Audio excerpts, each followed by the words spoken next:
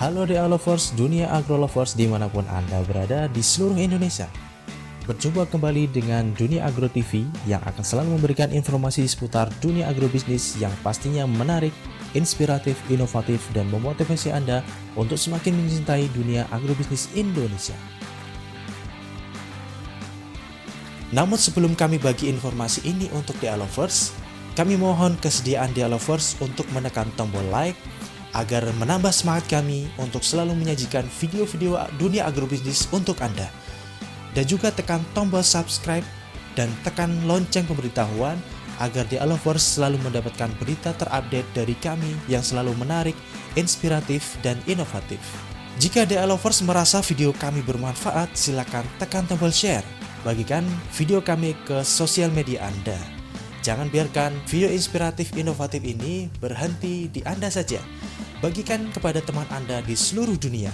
Dan jangan lupa DA Lovers untuk meninggalkan jejak di kolom komentar. Silahkan berikan kritik, saran, atau pertanyaan-pertanyaan Anda tentang video kami ini. Berikan juga komentar Anda, video apa yang ingin DA Lovers ketahui untuk kami liput pada episode-episode selanjutnya. DA Lovers, selamat menyaksikan video dari kami spesial untuk Anda.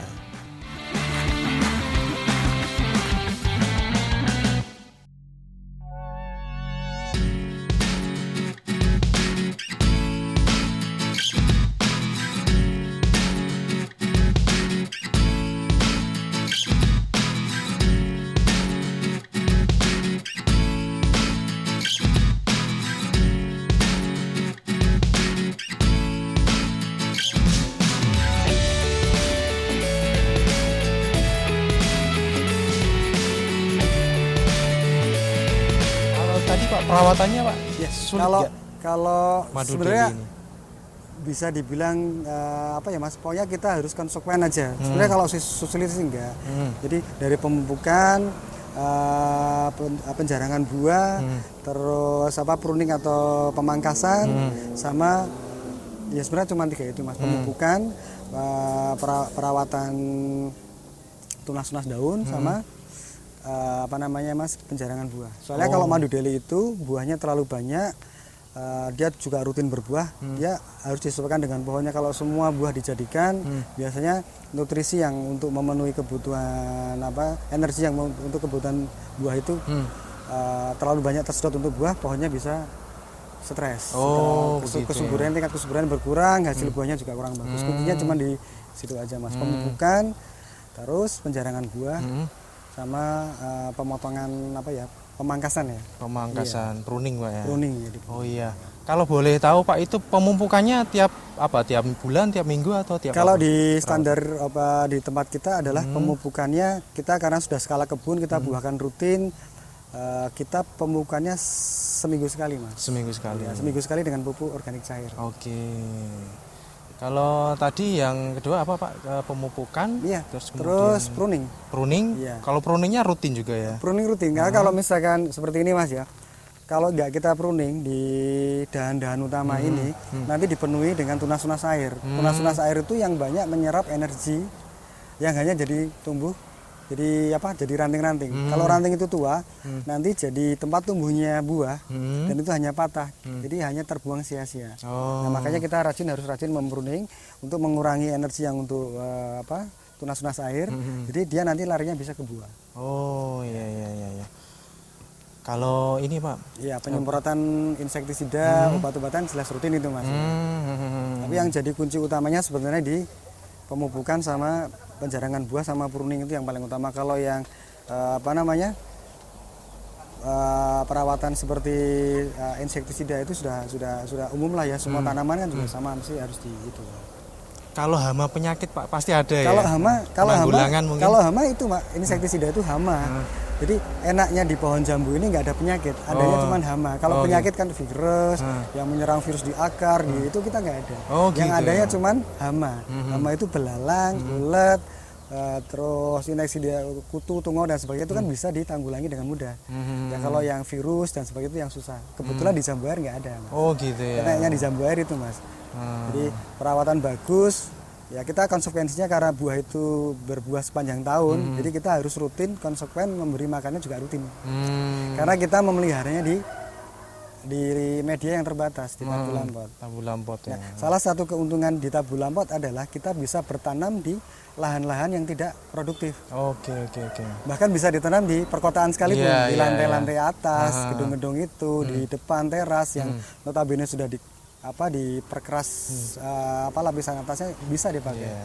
Yang penting tersedia sumber air, sumber matahari yang bagus. Iya. Dan volume dalam satu area bisa kita padatkan. Perawatannya jauh lebih mudah dan sebagainya. Mas. Beberapa keuntungan dari tabul lampot. Dan bisa panen terus, Pak ya? Iya, rutinitas itu Mas, karena makanannya kan bisa kita suplai, kita atur. Betul sekali.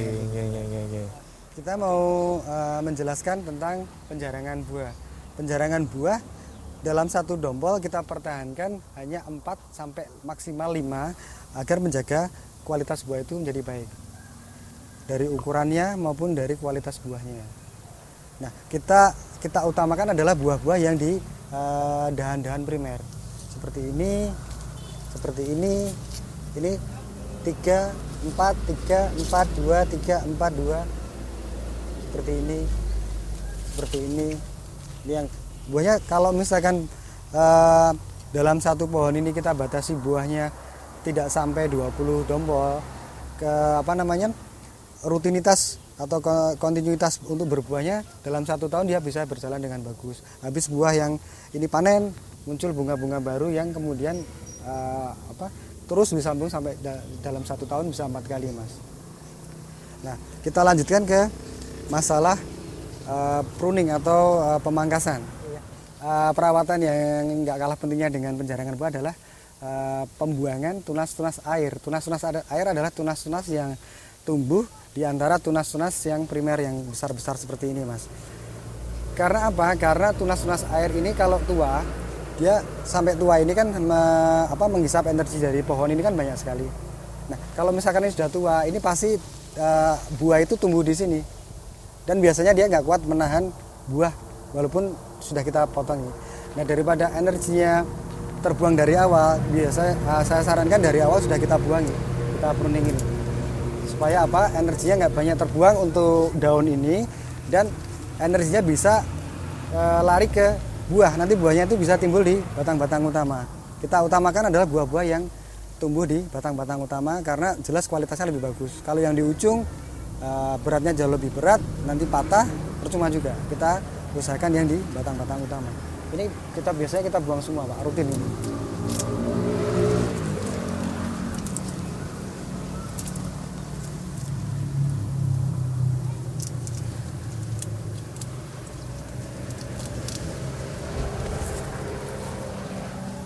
Nah, bisa dilihat bahwa di dahan-dahan utama atau di ranting-ranting utama ini kita bersih dari yang namanya tunas air, Mas.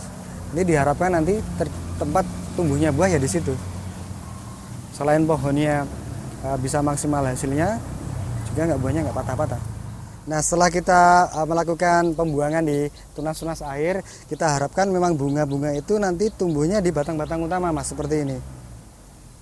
Seperti ini, bunga-bunga seperti ini kan dia batang ini diharapkan kuat menopang buah-buah yang nanti tumbuh besar di sini. Seperti ini, hampir semua yang kita harapkan terjadi, Mas.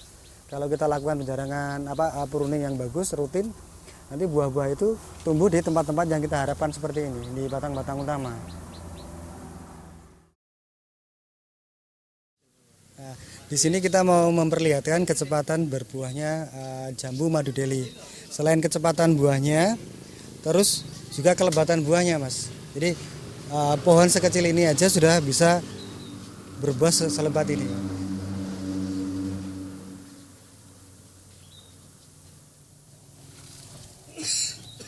Ini yang dilakukan penjarangan buah seperti ini, Mas.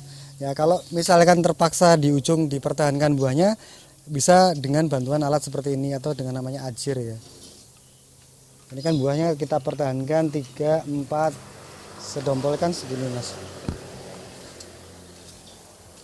Ini yang kita maksud dengan kontinuitas berbuah. Ini ada buah yang sudah besar, ada buah yang ukurannya menyusul, lebih kecil lagi, bunga, terus menerus dia dalam 1 tahun tanpa henti berbuah. asal dilakukan dengan perawatan yang bagus sesuai dengan yang kita jelaskan tadi. Ini pohon-pohon usia sekitar 1 tahun, Mas. 1 tahun setengah lah.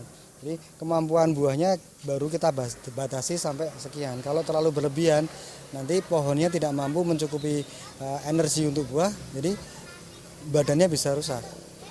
Jadi kita pertahankan segini aja, beberapa dompol, tapi kualitas buahnya bagus-bagus. Kita mau nunjukin kalau buah yang madu deli ini selain manisnya juga kekerasannya untuk bertahan di luar pendingin juga bagus, ketahanan di luar pendingin bagus, renyahnya juga bagus, juga bahwa buah ini semuanya tanpa biji, Mas. Jadi buahnya semua tanpa biji.